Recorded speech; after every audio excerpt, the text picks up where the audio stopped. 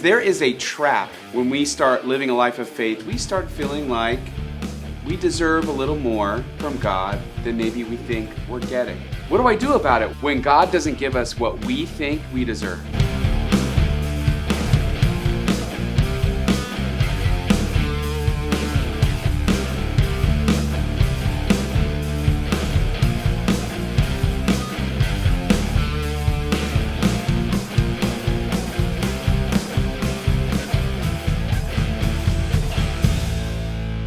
Hey everyone, welcome back to our sermon series, On the Road Again, Finding God in the Unexpected Journeys. I hope that you've been enjoying this series, and this is it. This is the penultimate installment of the series. We have this week and next week, and then we move on to the next sermon series once we get back into the ebb and flow of the fall. But today, I want to talk to you about something that I think is really important, especially for us who are followers of Jesus, because there is a trap when we start living a life of faith, and we do so for a long time, is we start feeling like we deserve a little more from God than maybe we think we're getting. I was thinking about this. I was thinking about something my mom used to do whenever she got mad at me. And maybe you had a mother who did this to you too. But yeah, I do something stupid, and she would get really frustrated, and she would say things like, and she would kind of go back in time and be like, I spent 24 hours in labor with you, and I go to work, and I do the laundry, and I clean the house, and I make you lunch, and the peanut butter sandwiches that you love. I do this all for you, and this is the thanks I get. Raise your hand if you ever had a mom say that to you, right? And we know what that means. The code is, I deserve better from you than what you're giving me. I deserve for you to treat me better. I've even caught myself saying things like that to my kids. It just sort of happens. It's like, oh man, I sound like my mother. Honestly, that code, that whole idea of I deserve better than what I'm getting from you, I actually think sometimes we take that and we project it onto our relationship with God. So if we're really honest with ourselves, we have moments where we feel like, wait a minute, God, I deserve better than this. Than what I'm getting. This circumstance in my life, this situation going on, wait a minute, I've done all the things that you've asked. I've tried to be faithful. And yet this is the thanks that I get? Of course, as you know, my brain works in movies, and I was thinking about the movie It's a Wonderful Life. 1946, Frank Capra, classic. Every single year you gotta watch It's a Wonderful Life when it comes on. Jimmy Stewart just crushes that role as George Bailey. And there's that moment when George Bailey prays, and we hadn't really seen him pray or do anything spiritual before, but he gets to the end of his rope, he's in a really dark place, and he prays that somehow, some way, God would intervene in his life, would do better for him, would show him a way out. It's a very beautifully acted scene, and of course you really feel the desperation of George Bailey, and then he stops praying and he goes into the bar and he says something horrible to somebody, or oh yeah, it was the teacher who was upset at something that he said over the phone. The teacher's husband socks him in the mouth. He gets punched and he's kind of bleeding from the mouth. And he later on will say, well, that's what I get for praying. I feel like that idea captures something really elemental and really deep about how we feel sometimes in our relationship with God. And I think we Christians are notorious for feeling like we're not getting everything that we deserve. Even though that sounds ridiculous when we say it out loud, it's still a very real emotion where we feel like, wait a minute, God, I prayed, I was expecting you to show up in a big way, and I feel like all I did was just get punched in the face. I'm a good person. I try to do the right thing. And this is the thanks I get? See, here's the thing about faith, is that I don't know what your church background is, but for a lot of us, going to church is all about kind of hiding these feelings that we have because we feel like they're not right, they're not okay, they're not normal. Good Christians behave, fill in the blank. Good Christians believe, fill in the blank. Good Christians never struggle, fill in the blank. But the reality is we all do. We all, at some point or another, we have feelings like this. So the important thing is to address them. Okay, what do I do about it? What happens to our journey when God doesn't give us what we think we deserve. Today, we're going to go back all the way to the time of Elijah the prophet. There's this really wonderful moment in Scripture in 1 Kings when we see a moment like this where somebody who is a follower of God has this kind of reaction. Like, wait a minute, I did all the right things and I'm not getting everything that I deserve.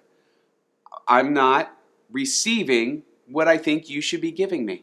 So to set a little context for the story, this is back in the time of King Ahab. King Ahab, in the time of Elijah, was horrible. He was the worst king according to Scripture. It says in 1 Kings 16:30, Ahab, son of Omri, did more evil in the eyes of the Lord than any of those before him. Now that's saying quite a bit. He's the one who married Jezebel, who they fell in love with this other god. In fact, the big sin of Ahab was that instead of honoring God, he's definitely influenced by his wife, but it was his mind to make up. He traded in God for the god Baal, or if you want to say it correctly, it's Baal, or I've heard people say Baal. It's all talking about the same God. Basically, Baal, or Baal, can refer to many different pagan gods in the time of Elijah, but in this particular time, in Elijah's time, it referred to a weather god who brought or denied rain. And so what happens is, as a punishment to get God's people to wake up, to choose the one true God over Baal, was to say, okay, the Lord is going to be the one who's going to deny you rain. He's going to bring a drought for 3.5 years, and no amount of calling out to this false god is going to do anything. And that's where we jump into the story in 1 Kings chapter 18. After a long time, in the 3rd year, the word of the Lord came to Elijah. Go and present yourself to Ahab, and I will send rain on the land. So Elijah went to present himself to Ahab. Now, just like a couple weeks ago, when we were looking at the story of David, this was a dangerous proposition because Ahab's looking for Elijah because he wants to kill him. He's saying, Elijah's the problem here. It's not me. It's Elijah, this one who said that the Lord was going to deny rain. It's his fault. Now the famine was severe in Samaria, and Ahab had summoned Obadiah, his palace administrator. Obadiah was a devout believer in the Lord. Isn't that the truth, that sometimes we who are faithful, who believe in Jesus, are stuck in positions, maybe at work, or positions in our life where we are serving people or organizations or companies who are not devout followers of Jesus. And part of the struggle is, how are we faithful in the midst of that? I think Obadiah gives us a little bit of a window here. While Jezebel was killing off the Lord's prophets, this is verse 4, Obadiah had taken 100 prophets and hidden them in 2 caves, 50 in each, and had supplied them with food and water. Ahab had said to Obadiah, go through the land to all the springs and valleys. Maybe we can find some grass to keep the horses and mules alive, so we will not have to kill any of our animals. So they divided the land they were to cover, Ahab going in one direction, Obadiah in another. So the point is, Obadiah was alone. As Obadiah was walking along, Elijah met him. Obadiah recognized him, bowed down to the ground, and said, is it really you, my lord Elijah? Yes, he replied. Go tell your master, Elijah is here. Watch this reaction. What have I done wrong? Asked Obadiah, that you are handing your servant over to Ahab to be put to death. As surely as the Lord your God lives, there is not a nation or kingdom where my master has not sent someone to look for you. And whenever a nation or kingdom claimed you were not there, he made them swear they could not find you. But now you tell me to go to my master and say, Elijah is here? I don't know where the Spirit of the Lord may carry you when I leave you. If I go and tell Ahab and he doesn't find you, he will kill me. Yet I, your servant, have worshipped the Lord since my youth. Have you heard, my Lord, what I did while Jezebel was killing the prophets of the Lord? I hid 100 of the Lord's prophets in 2 caves, 50 in each, and supplied them with food and water. And now you tell me to go to my master and say, Elijah is here. He will kill me.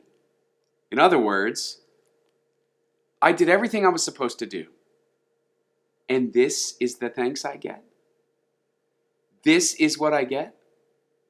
I get to go tell him that you are here at the risk of my own life? Elijah said, "As the Lord Almighty lives, whom I serve, I will surely present myself to Ahab today." Obadiah has a choice. He could, in this moment of need, in this really pivotal moment of the story, he could say, "No, I'm out.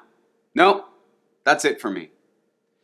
And sadly, I would say that there are a lot of people who do that, where they feel like they're not getting what they deserve from God, and they're just like, "All right, I'm out. I'm out." Obadiah doesn't do that here. But you think, as he's going through this in his mind, you could almost see him saying, like, that's what I get for praying. Oh, great. I feel like I'm getting punched in the mouth. I'm not getting rewarded by God. And how often have you felt that way in your faith? How often have you felt, oh man, I thought I was going to get a reward at this thing because I've been doing good. I've been keeping up with my Bible study. I've been generous to people in need. I've been serving. I've been volunteering at church. I've been leading a Bible study. And this is the thanks I get. That's what I get for being faithful. That's what I get for praying. And it was all driven by fear. Obadiah's fear that something could go wrong. Again, this is a pivotal moment that comes back to, do I really trust in God or not? All this faithfulness in the past, has it taught me to trust, or has it taught me to abandon trust for fear? So Obadiah went to meet Ahab and told him, and Ahab went to meet Elijah. When he saw Elijah, he said to him, "Is that you, you troubler of Israel?" "I have not made trouble for Israel," Elijah replied, "but you and your father's family have. You have abandoned the Lord's commands and have followed the Baals. Now summon the people from all over Israel to meet me on Mount Carmel, and bring the 450 prophets of Baal and the 400 prophets of Asherah who eat at Jezebel's table." As the story unfolds, we hear nothing else of Obadiah. We don't hear what happened. He clearly wasn't killed by King Ahab in that moment, but he was used by God to move the narrative of God forward, to move what God wanted to do forward. And as we know, or perhaps you remember, the end of this story is that there's this great big showdown between the gods of Baal and the one true God, and Elijah's there, and the whole idea is like, whichever sacrifice catches on fire, and they're like, yeah, but there's been a drought, so the fire would be easy. So when it comes to Yahweh or to your Lord, you got to make sure that you douse that wood real good and make sure that it's real. It's not just, I could hot air from my breath can start a fire. I mean, you got to really prove it. And in very dramatic fashion, the Lord proves he is the one true God. All the people say, yes, okay, we pick that one. He obviously is the Lord. And then the Lord brings the blessing of rain upon the earth. Now here's the thing in all of this story. Obadiah, who was not a main character at all, he got to play a main role in bringing about the blessing of God. He got to play a role in the blessing of God. Even what felt like a punch in the mouth was actually part of God's redemption. Like It's a Wonderful Life, the real answer to prayer is Clarence, the angel, or the angel in training, whatever you want to call him. And he helps lead George Bailey on the road to redemption. So what happens to our journey when God doesn't give us what we think we deserve? Well, let's lift up some of these things that we see in the story. The first thing is I think we learn, don't let your fear paralyze your faith. And that is so much easier said than done. Don't let your fear paralyze your faith. Obadiah was paralyzed by his own fear. What's going to happen to me? As if the entire road that God brought him on, the entire journey that he brought him on, was for nothing, that he was just going to abandon him there. Don't let fear paralyze your faith. God didn't bring you this far for nothing. The second, the whole attitude, and this is the thanks I get, this is what I get, is about entitlement. It's not about grace. Entitlement is the enemy of grace. Entitlement is actually, it should be the furthest thing from the Christian's mind. We should be the most humble people on the planet because we know we're entitled to absolutely nothing. Our sin has dug us a hole that we can't fill, we can't get out of. And it's by God's grace that we are given anything above and beyond what we really deserve. We need to move past this idea of entitlement. You remember the story of the prodigal son, this elder brother thinking, or wait a minute, I never left. I never went off and squandered the inheritance. I was here the whole time. And yet you don't throw a party for me? You've given me nothing. You see, I actually think this is a tool of Satan to divide you, to steer you off course, to divide his church, to divide your heart. This is what I get isn't the way of faith. The third thing, like Obadiah, we need to trust God anyway, even if it feels like it's a punch in the mouth. If it's what God wants, we know that it leads to redemption in some way, some form. We get to be part of the redemption that God is bringing. We play a role in what he's doing. And that's the fourth thing. We get to be a part of God's plan of redemption. And there is no bigger blessing than that. You might be tempted to think, well, I'm not getting what I think I deserve. But God's like, no, no, no. You've proven to be trustworthy in this life of faith. I need you. I need to use you to bring about my redemption, not just for yourself, but for the world, for others. If you're tempted to say, I deserve better from you, God, just think about it from God's perspective. Do you think he ever says that? I deserve better from you. I did all of this for you. And this is the thanks I get? Entitlement, disappointment, fear, doubt. I think really what we learn from this story is that our default orientation should be, hey, wait a minute. I get to be part of God's blessing. This is the thanks I get. I get to be a part of God's blessing, which is way above and beyond anything I ever deserved. You ever hear people, they always say, some people say the same thing. They get up and they say, like, you ask, like, oh, how you doing? And they say, every day above ground's a good day. I love that response. I think there's something true in that for people of faith. Every day that I get to play whatever my role is in God's plan of redemption is a beautiful day. It's the thanks I get. Maybe for you, fear has paralyzed your faith. Or maybe you've been tempted to believe that you deserve more than you've been getting. Or maybe that God has kind of punched you in the mouth when you were praying for his help. I want to invite you to look a little deeper. Think a little more about the road that God has you on. And don't be afraid to say yes, even when you're scared, maybe especially when you're scared. Know that God has prepared you. His journey that he has you on has led you to this point on purpose. Don't fall away now. This is the time to hang on to your faith. Because when you get through this, you start to see the blessing of God's life-giving rain that he is bringing on the land. But don't be afraid to get back on the road again. Have a great week, everyone.